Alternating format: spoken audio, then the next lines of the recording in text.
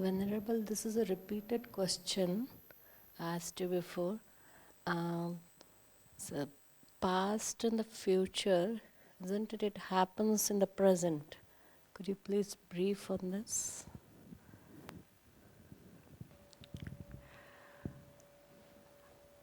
I need to make sure I understand what you're asking. So I think what you're saying is that it's possible to experience the past through memory in the present, and in the same way, it's possible to experience the future through anticipation in the moment. Is that right? Right.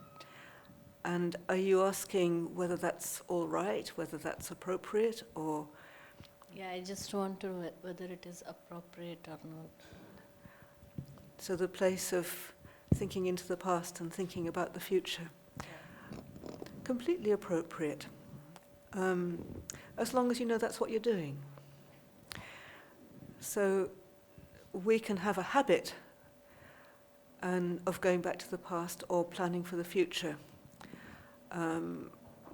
for many different reasons, but often it's often what happens is it kind of reinforces a sense of me. You know, if you have a very interesting past or you've got something exciting you're planning for the future, it can be very much involved with like power, becoming. I'm going to do this great thing and then it'll be really good. Or I had this great success 25 years ago, and everybody thought I was wonderful, so I must be wonderful. Like I often talk about like having a spiritual CV. So you kind of add all these things to your CV, these memories or these great things that you're going to do. However, there is definitely a place for retrospection and anticipation. So if we do something in the past and maybe it didn't turn out so well, or if we do something in the past and it did turn out well, it can be helpful just sometimes to go back and to consider, well, if it didn't go well, if I made a mistake, if I said the wrong thing, what were the contributing factors to that? I mean, sometimes I've made lots of mistakes, and I find sometimes that it can be helpful to quite consciously, quite deliberately remember, and to try to remember the circumstances around the event. And when I do that, it often helps me to understand that it wasn't as bad a mistake as I thought. It can give it another dimension, which can be helpful in terms of just either also letting it go. So there were these reasons why it happened like this. It can also be helpful in terms of not creating conditions for something similar to happen in the future. So I realize that when I if I get angry or upset with somebody or say something foolish, that usually arises from a place of pressure, a feeling of stress. And that stress can be just because there are many demands being made at the time. It can be because I'm physically not very well or not very comfortable.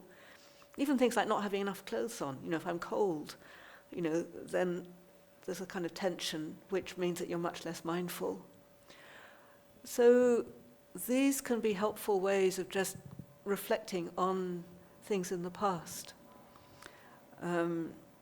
Or if there was an event and it went really well, then to consider, well, because we planned like this, and this happened, and this happened, and this happened, and the factors that contributed to the success. So that's the way you can use the past in terms of anticipating the future. All the time we're needing to make arrangements. As long as we live with other people, we need to plan. We need to think things through. So like this whole retreat, couldn't have happened without a lot of thinking into the future. How many people could come, how would the schedule be, who was going to take care of the translation, who was going to take care of this, who was going to take care of that. So there does have to be a certain amount of planning. But you just plan once, you consider it once, you make a list if you want, but just figure it out once, and then you can put it down. She's saying to turn it off. No. Okay. So seems to like it better if there's just one on at a time.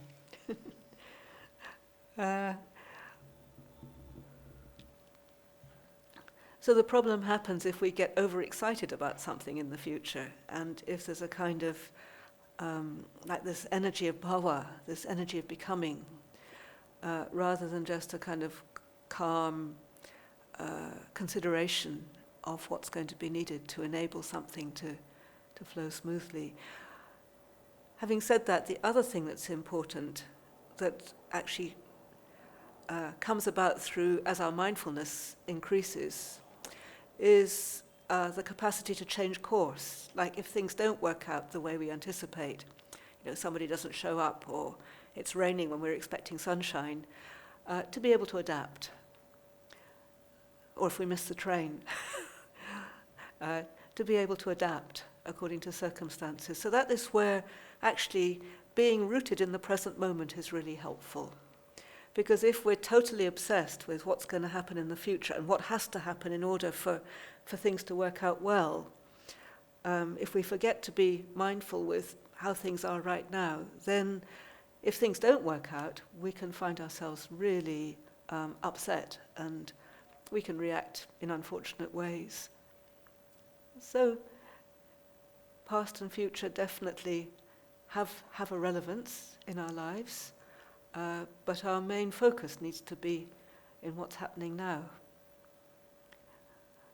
Those are a few reflections. I could probably say a lot more about it, but I wonder if that's enough, if it's helpful.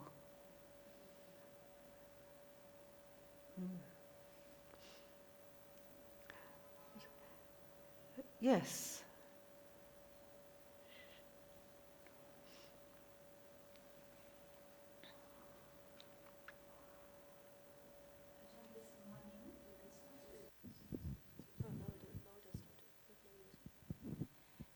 This morning you mentioned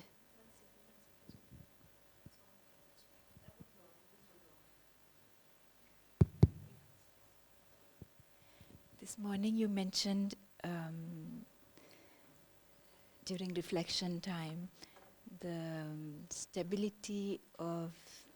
inner stability of the heart, which is not affected by external conditions. I'm just thinking that's such a desirable place to be. So could you just speak about would it be correct to understand that kind of stability comes upon deepening of Sila Samadhi Panna, or would you be able to just elaborate a little bit about what causes would bring about the inner stability of the heart, which is not affected by the external conditions? Thank you. I'm interested that you picked up on that, because it's one of my favorite verses in the scriptures. In the Mahamangala Sutta, the last verse is, I think I've mentioned this already, is, though living in the world, yet the heart does not tremble, free from sorrow, confusion, and need. So my sense is that kind of stability arises through, Sila Samadhi Panya. As our understanding of the world and the conditions, the changing conditions of the world increases, as our capacity to stay steady, even when the worldly winds are blowing us around in all directions, just to have that quality of awareness, of knowing that we're not identifying with any of those things. We can witness them and just watch the changing conditions of the world.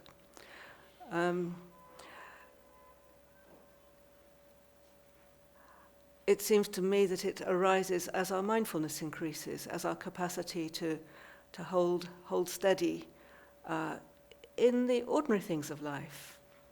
You know, so in the streets of Delhi, you know, when there's all kinds of, you know, buses and people and advertisements everywhere and interesting things in the shops and food being sold when you're feeling hungry, all these stimulation, when you can just actually maintain a focus in the present moment rather than thinking, oh, I must have one of those, oh, I must have one of those, oh, what's happening here?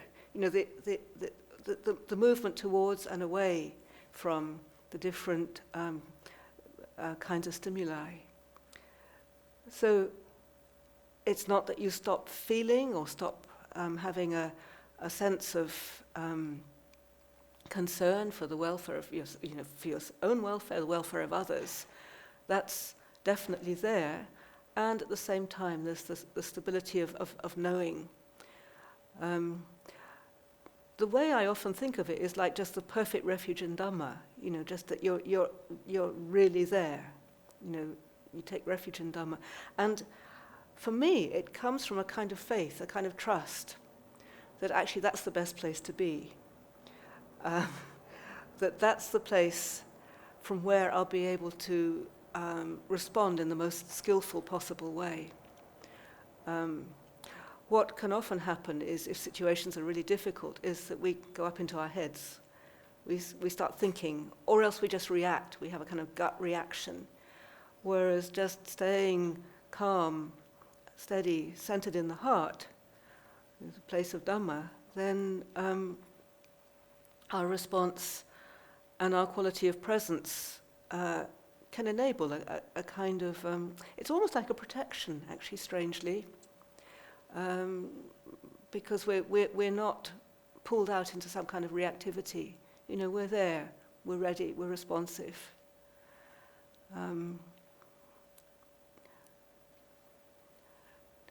So it's a kind of trust that there's that knowing, which is not an intellectual knowing. It's a very kind of broad, all-encompassing kind of knowing that is able to receive and to respond in a way that is far more beneficial than any amount of thinking from a kind of self, you know, from the position of me, of this being here. Does that sort of answer it? It's a really important, lovely question, and it's really what we're all aspiring to. It was something that, when I first came across these teachings, I was really encouraged, because, you know, I recognized that, you know, on retreat, special conditions, you know, the mind is, you know, can be relatively calm. And I appreciated that, but I wanted something that would endure even when I was in very different circumstances. And I had the sense that this practice would enable that. And so far it's worked pretty well. And sometimes I think, well, this is crazy. Why am I not worried about this? Why am I not doing something? Why am I not reacting? And you find actually just holding steady, holding still, you know, you do something, you say something, there's a response. But it's almost as though it's coming from another place, from a place of wisdom, compassion, whatever.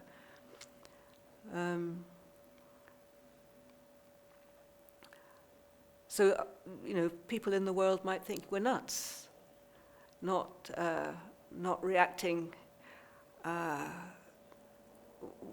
with either desire or, you know, or negativity, but having done that many times, probably many lifetimes, and seen that that doesn't bring a very good result, then our interest is much more in, you know, doing what seems to bring a much better result, a much more fortunate outcome.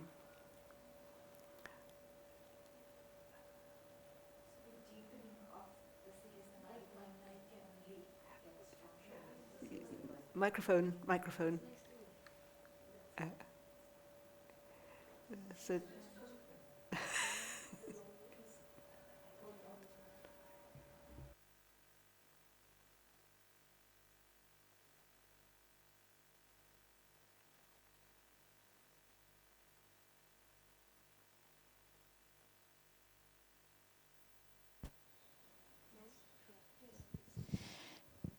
So with the deepening of sila, samadhi and panna, it is likely to, that stability should deepen. Am I right? yes, Yes. you're right. Sila is a very important one, actually, because when we live carefully and responsibly, we live without regret. We know that we've done our best to avoid deliberately causing harm to anyone. We live with much less fear, because if we haven't hurt anybody, there's no reason for anybody to hurt us. If we haven't taken advantage of anybody, there's no reason for anybody to take advantage of us. And when we have that kind of confidence, it supports a kind of presence, a quality of presence. And it's interesting, we were discussing earlier about something, and I was actually reflecting on, it was a conversation we had at some point today, and one of the things that I did quite a number of years ago in our monastery, I was interested. We have a rule for nuns. We have certain rules that we have to follow. And at one time, our rule was quite strict. So we were never supposed to go out of the monastery, unaccompanied. There always had to be somebody, a nun and either another nun or a laywoman or somebody with us. And we could do it, but then there were sort of questions about whether it was really necessary, like if we were going to visit our family or going teaching or whatever, whether there always had to be two people. And so we kind of began to review it. And I did a kind of survey because I realized that there are certain situations where no woman would walk on her own, like in the middle of the night or in certain areas of the city and things like that, or under certain circumstances. And so I talked to responsible lay women that I knew. I talked to school teachers, doctors, and I talked to a policeman, somebody who'd done quite a lot of work with quite serious criminal offences and things. And he was very interesting because he said, well, when people get attacked or violated, it's usually when they're in a state of some kind of distress. So, I'm talking about adults, maybe they've broken up with their boyfriend, maybe they've, just been thrown out of their house or lost their job. And it's under those, when they're not kind of collected and mindful, that's the time that they kind of make themselves vulnerable. And he was sort of saying that really that it's clear that the best protection is mindfulness. So if you are in a situation that feels a little bit sort of uncertain, either for men or women, then just to be very mindful, very present. Don't allow yourself to think of all the terrible things that could happen, or recollect terrible things that have happened in the past, or imagine what's going to happen in the future, but just, okay, so right now I'm here, and I'm walking along the street, and I'm going from here to here. So there's a clear sense of purpose. And if you have that kind of quality of presence, then it makes you much less open to possible incidents of one kind or another. And I was very glad to hear that because I had kind of had that sense, that intuition, and it kind of confirmed my sense of it. Anyway, in the end, we did slightly adjust our rule, so now we can go out on our own. Under certain circumstances.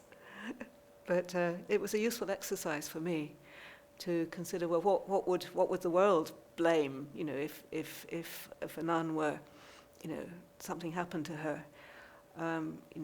What is a suitable level of protection and care? And obviously in the time of the Buddha it was much stricter because nuns were much more vulnerable in those days. Women just didn't walk around on their own, whereas nowadays, for in most societies, it would be really strange not to feel you could go and walk along the street in the daytime, in most areas of the city, fortunately. So, a matter of sati sampajanya, mindfulness, and a clear comprehension, a clear understanding of the circumstances. So, anything else? Ajahn, when we say follow the silas with panna, Sorry, you have to repeat that. with pragya, Panya. panna, huh? Yeah. Yeah. Normally we say follow the sila with panna. What does it mean? I still haven't quite understood. Are you... Sorry? Follow the sila with panya. Oh, thank you. Not exclusively sila with panna. Yes. That's an interesting question too. We have interesting questions here. Follow the sila with panya.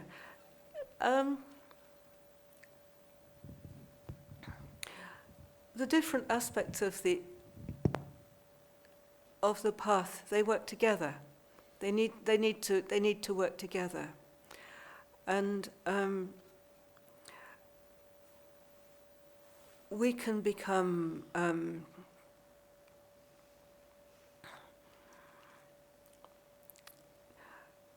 over obsessed about the rules and regulations. This can sometimes happen in monastic life. One of my sister nuns, she's no longer a nun, but we have a rule about the mealtime, not to make up an outsized mouthful of food, which really just means you're not supposed to kind of take too much in one bite. And she got really concerned and unhappy because she couldn't work out how much was an outsized mouthful. And I remember it was when Ajahn Sujita was still looking after our training, and she went to him and said, well, what's an outsized mouthful? So he had to kind of spell it out to her and say, well, about half a spoonful or something. And then she could be happy. But what had happened for her was that she had grasped onto it too tightly, and a very strong fear that if she broke a rule, something terrible would happen. So it's important that we learn to see the rules, to see the precepts as guidelines. It's like a safety rail along the edge of a path. And maybe you have a couple of safety rails. You have one along the edge of the path and your little one a little bit further out. And then a cliff. So you walk along the path, and if you see something and you need to go beyond the first safety rail, you consider very carefully before you do it, because you know you're going to make yourself a little bit more, putting yourself in danger. So you don't do it without proper consideration. So occasionally with the precepts, say, sometimes, I mean, I can't actually think of an example right now, but sometimes there may be a reason why it's necessary or appropriate to not follow it exactly according to the letter. But you only do that after proper consideration and care, and with the awareness that you need to come back onto the path pretty quickly. You don't want to make a habit of doing whatever it is. So it's not sticking too rigidly. You hold them, you take them very, very seriously, and there's a kind of a flexibility and an understanding of the purpose of them. So the purpose of the sila is actually to protect us. It's to support us in living in a way that's going to support well-being and happiness, both for ourselves and those around us. If clinging too tightly to them is making us miserable and also causing a lot of concern and consternation among all the people around us, then we need to review, we need to consider what's going on here. So some of the monastic rules can be quite testing, quite challenging, and learning how to adapt, when the circumstances change, learning which rules you really mustn't break ever, and which rules, well, under certain circumstances, you can be a little bit more relaxed about this one. So it's a gift. It's a very very significant and important tool. I like to see them as like good friends, like a good friend at my side who's going to say, Chandasiri, are you sure that's the right thing to be doing? Is that really a good thing to do right now? And you just sort of say, okay, yeah, maybe you're right. Maybe I should do it this way and not do it that way. Sometimes there are circumstances where, if we follow it rigidly, we might cause serious offence. And I was only just told fairly recently, but there was an incident when I was in America one time, and one of the supporters of the group where I was, I'm not sure what race he was, but he definitely had African blood somewhere, which for me was no big deal. And when I met him, I didn't shake hands because I just explained, well, we don't usually shake hands with men. And he was terribly offended, really, really hurt, because, and I hadn't realized that it's a huge issue in the States, this whole thing of people of color and so on. It's not a small issue. There's a lot of discrimination, and I was mortified because it was the last thing that I was intending to cause offence. And I realise now that it would have been much more skillful if I'd been aware of this, just to shake hands and give him a hug, whatever, because it wasn't that I wanted to cause offence. And as it was, because I was clinging more strictly to the rule, I caused offence. And as I said, it wasn't my intention. So there needs to be a kind of an awareness of the circumstances and an awareness of, which of these guidelines we need to keep to strictly and which ones we can be a little bit more relaxed around. Is that helpful? I hope it is. Yeah. Can we say volition of mind is equally important? Yes, we can. The intention, the volition Yeah. is important. So we can do the right thing for the wrong reason, and we can do the wrong thing for the right reason. So our intentions to kindness, compassion, generosity, that's all fine. But if it's to take advantage of someone, if it's out of meanness, a desire to humiliate, that's not such a good reason.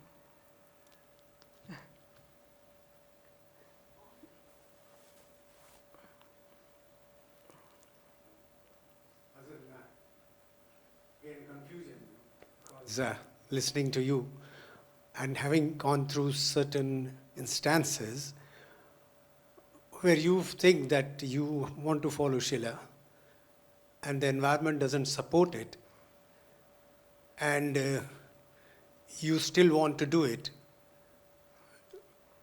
because you have a strong opinion about it, then is it okay to make compromise at that stage?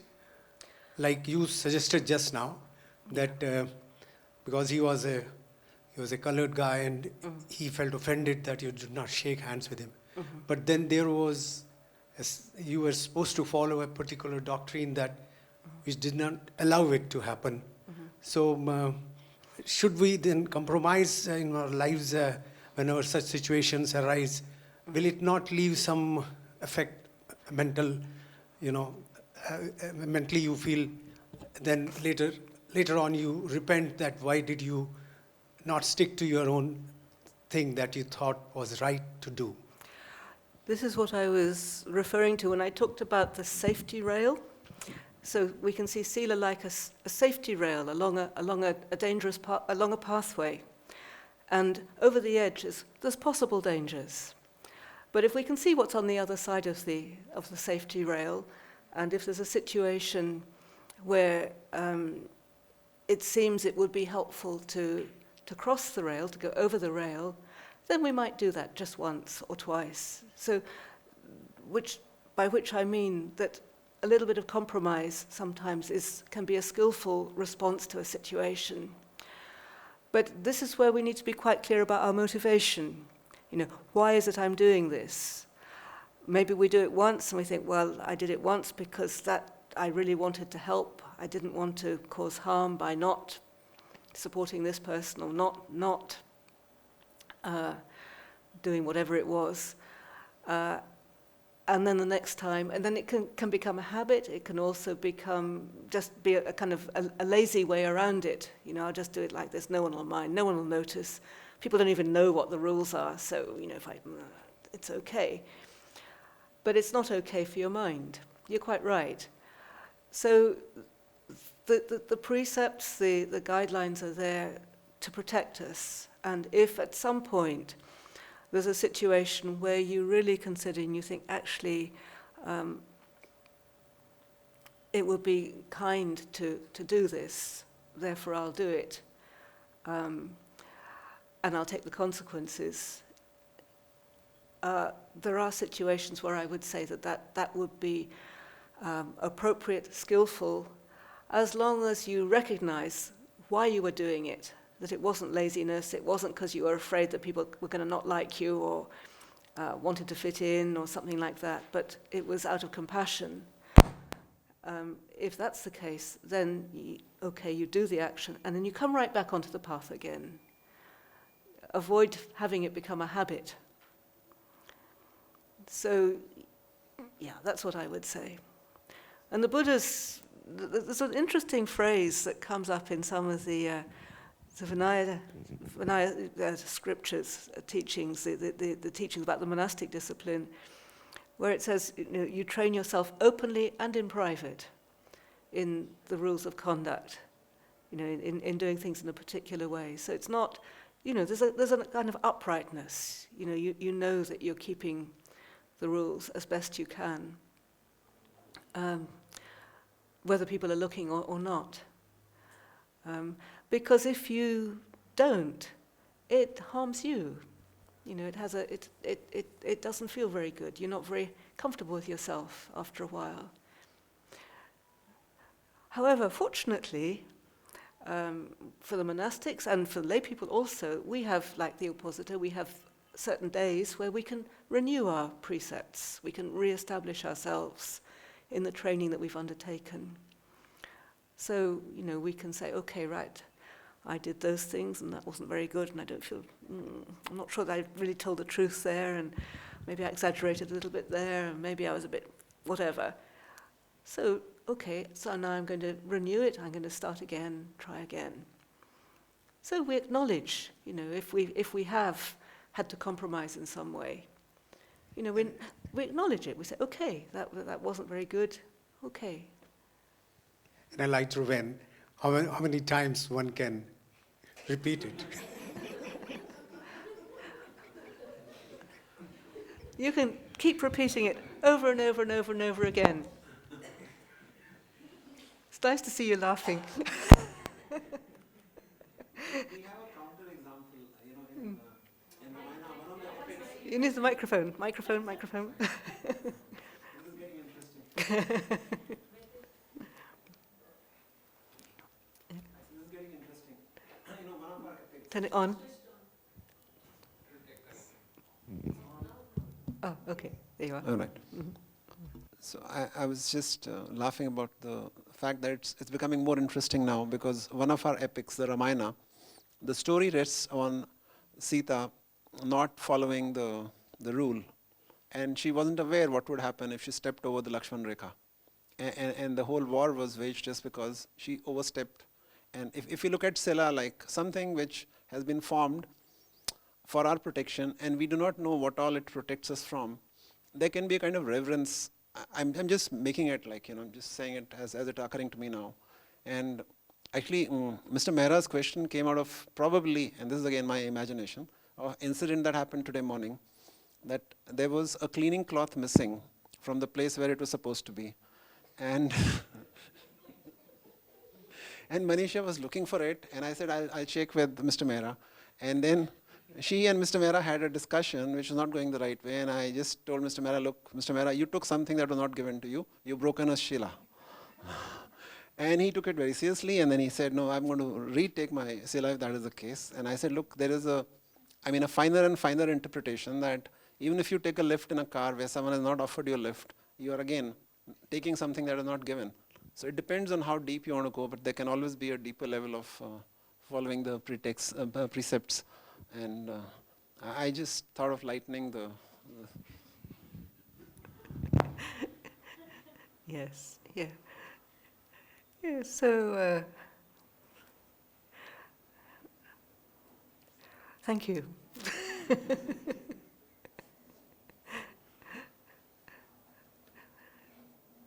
Do we have any more questions?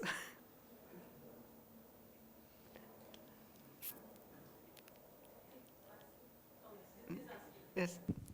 So, John, we were talking about, how Sheila protects us from being harmed. And then sometimes there are in society, ideology-based differences. And I'm asking something as a follow-on from what Rajendraji was talking about yesterday, that where one is sensing an imminent violence on one section of the community from another, based on ideologies and violence, or violence that has been growing at least internally over decades or centuries. So when one finds oneself in such a situation, and especially one has been on the receiving end either, or suspects that they will be on the receiving end, then how can we prepare ourselves for that kind of a situation, both in the now and possibly for the future? And if there's some guidance in Buddha's teachings around that, any sutta references or otherwise, then if you can share those. Thank you.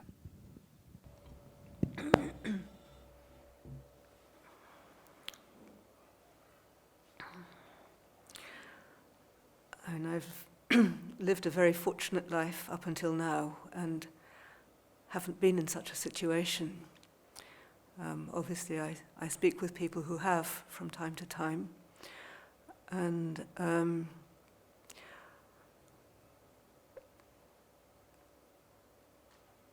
it's useful just to keep in mind, and there's a couple of things, I suppose, that come to mind. One is that there is a skillfulness in being aware of possible circumstances that can arise and having some sense of preparedness.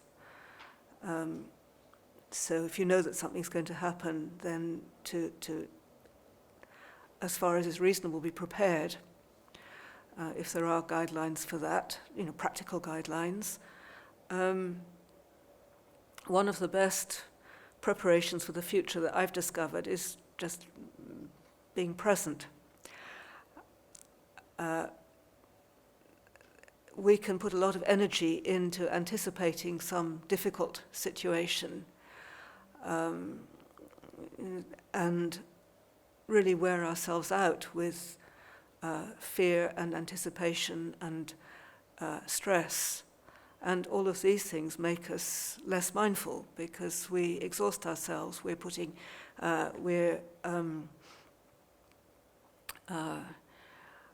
imagining things that might happen, that haven't happened, and may not happen. And it can be a kind of compulsion. I only have very kind of mild examples from my own life, my own experience, but I imagine that it would probably, that they would be relevant for more serious situations as well. So it's really a little bit related to Aditi's questions as well about the future, the past and the future, anticipating and worrying about the future. I've already talked about, I think, worrying about my parents dying and realizing I could spend the whole time that we had together worrying about the fact that they were going to die, or I could actually enjoy the remaining time of their lives and be fully with them. And that's what I chose to do. That's one possible example. Another one is of a situation in the monastery at Amravati where there was a meeting going to happen, and it was a meeting I wasn't at all looking forward to. I was anticipating that it was going to be a difficult discussion and that, a quite challenging situation. And fortunately, there was some kind of intuition or recognition that I had a choice, either to worry about it and to spend the whole day anticipating, preparing, feeling anxious, thinking about it, or I could just be present with what was happening. And so I decided to do that. And it was very interesting, the effect of that, because instead of worrying, like when I was walking from one building to the other, I just made a point of being very with the body walking, very conscious of the body walking, the feet touching the ground, the air, and so on. And I continued that sort of like body awareness, and I walked into the room where the meeting was going to happen. I was very conscious of the table set up with the chairs. I very consciously pulled my chair out, sat down, came to my breath as the meeting began. And the meeting was absolutely fine. And I felt calm and peaceful. So in that way, it was as though I was kind of conserving my energy, conserving my mindfulness, rather than letting the energy of the mind, the energy of anticipation, and my mindfulness just be dissipated through an imagined series of events. So reasonable preparation is completely appropriate, but then having made reasonable preparation, to be present. Just use what we've been doing these days in our meditation, cultivating that sense of presence. That is the best support in any situation. I told another little story, I think it was yesterday, or maybe this morning. Yesterday, I think it was, about how I... Just recently, I was scheduled to go to Czech Republic to teach a retreat. And I was staying the night in Edinburgh. And it was a journey I'd done very often. I have to walk from the flat where I stay to get a bus, and then the bus to the airport. And the flight was at 10 to 7 in the morning. So I set my alarm for 3:45, which would give me time to get up and have a cup of tea and get dressed and pack my things and get to the airport in good time to check in. So my alarm was set for 3:45. I woke up at 4:30. I had no money, so I couldn't get a taxi or anything like that. So I thought, okay, let's just do my best. So I knew I had to have a cup of tea, so I had a cup of tea. I put my things together as best I could. I left the things that could be left, so my bed was a complete mess. Walked out of the door, put my boots on, forgot to fasten my shoelaces properly, didn't take time to do that, and tripped up. Tripped up twice on the pavement. Chandasiri, you've got to stop and you have to fasten your shoelaces. A little bit of sati sampajanya happening there. So I stopped, I fastened my shoelaces, and I walked. And I had my case, and I walked. And I rather than thinking, oh, am I going to get there in time? What if I don't get there in time? Well, if I go really fast, there's a chance I might get there in time. I just didn't look at my watch. So I got this mantra going, it'll be all right. Chandasiri, it'll be all right. It'll be all right. And so I walked. And I saw that one bus going. I thought, okay, missed that bus, never mind, it'll be all right. It'll be all right. And then got the next bus, it'll be all right. Didn't look at the time, didn't look at anything about they have this sort of thing on the bus where you can tell, what the time is and when your flight's going. It'll be all right, Chandasiri, it'll be all right. And got to the place and walked up to the man at the edge of the queue, and I said, I'm late and I need to go to Czech Republic. So he kind of whisked me through a special way. I thought, this is a good sign. It'll be all right. It'll be all right. Security. It'll be all right. And I got the flight. But the interesting thing that I noticed was was that my heart was actually very, very peaceful. I didn't use a lot of extra mental energy in trying to work out whether it was going to be all right or not. I didn't worry about whether it was going to be all right, because actually, if we're mindful, it's all right. You know, even if I'd missed the flight, something would have happened. But as it was, there was time. So it was all right. But the interesting thing was just what was happening in my mind. And so I'd really encourage you to try that. You know, if you're in a situation like that, not that I'd recommend it. Next time I shall have to set 2 alarms, I think. But if it does happen that you wake up late, then notice what your mind tends to do. Look at the watch, think, no, have I got enough time? Am I going to make it? What if I don't make it? You know, preparing all kinds of extra strategies, but just go for it. And if you can find some way to steady your mind, to stay present. So, I mean, I was very, very present. I mean, I was saying, it'll be all right. You know, okay, it'll be all right sort of in the future, but I was reminding myself, it'll be all right. You just keep with this moment. Just walk. It'll be all right. So that's a sort of an answer to your question. If we're mindful, it'll be all right. You know, whatever happens, you know, even if the worst possible thing happens, if we're mindful, it'll be all right. I mean, I think there are I was just thinking actually about the unshakable deliverance of the heart and realizing that there are some situations where I'm pretty sure my heart would tremble. But this is something we aspire to. It's a capacity that each one of us has.